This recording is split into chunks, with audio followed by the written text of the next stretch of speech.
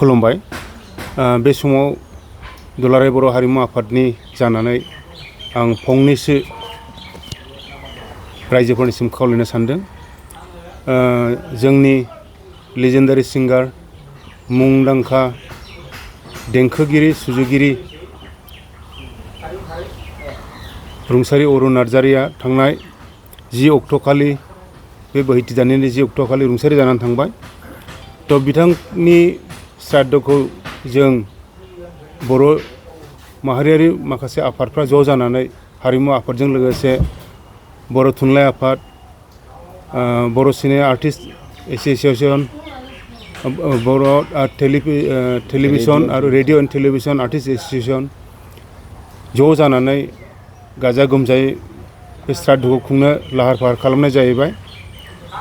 दा ओइ दिनखालि बे श्राद्धआव नुजाफैनानै जोंनि बे मुंदांखा देंखोगिरि एबा मेथाइ सुजुगिरि बिथांखौ मान होनो थाखाय बारसेसो बिबार बारफैनो थाखाय श्राद्धआव लोगो लानानै बे श्राद्धफोरखौ जाफुंहोनो थाखाय आं दुलाराय बर' हारिमु आफादनि आफादगिरि जानानै रायजो राजा बयनिसिम आं खावलायहरबाय।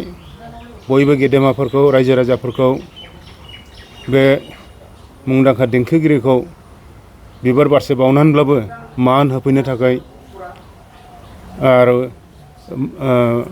बे प्रग्रामखौ जाफुंहोनो थाखाय आङो बे समाव बर' हारिमु आफादनि जानानै आं रायजो राजाफोरखौ खावलायहरबाय। बर'नि जेसेबां माहारियारि संगठनफोर दं, बयनिबो दैदेनगिरि मावथिफोरखौ, सोद्रोमाफोरखौ, गोरों गोराफोरखौ लैहोर लैहोर नुजाफैनानै फुंनि 22 अक्ट'खालि जानो गोनां फुंनि 9 बाजिनिफ्राय जागायजेननाय जागोन। बे 9 बाजिनि सिगांनो बे तुलसिबिल गामिनि गावनि आंगो न'आव खुंनो लानाय बे श्राद्धआव बयखौबो नुजाफैनानै बाहागो लाबोनो थाखाय आङो खावलायबाय रायजो राजाफोरखौ, गेदेमाफोरखौ, गोरों गोराफोरखौ। आरो लोगोसेयै दुलाराय बर' हारिमु आफादनि सिङाव थानाय जेसेबां जिल्ला कमिटिफोर दं, आन्सलिक कमिटिफोर दं, बिनि गासै दैदेनगिरि मावथिफोरखौ आरो बिथांखौ मोजां मोनग्रा, अनग्रा, सिबिग्रा,